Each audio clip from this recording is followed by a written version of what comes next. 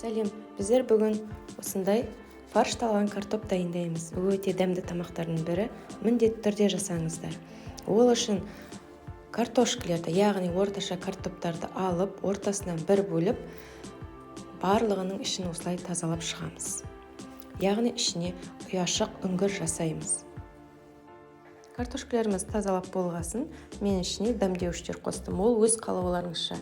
Мен дәмдеуіш, паприка және май қостым. Сұйық май. Барлығын жақсылап араластырдым. 5 минутқа қойып қойдым. Енді фаршына кірісеміз. Фаршына тұз, бұрыш және 2 орташа жуаны блендерден өткізіп салдым. Сіздер турасаңыздар да болады.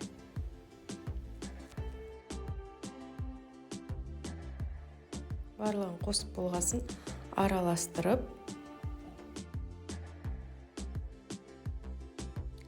болғаннан кейін картошкамызге фаршымызды салып шығамыз. Мінекей осылай. Барлығын өстіп салып шығамыз.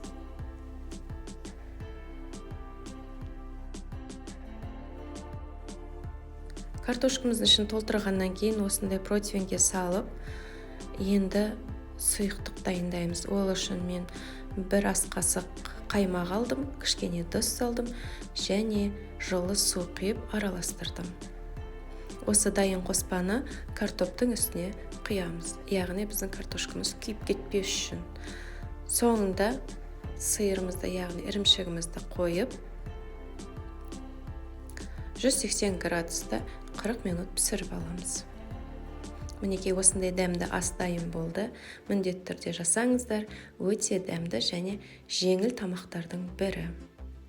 Сіздермен болған Ақмарал. Каналыма тіркелуді ұмытпаңыз.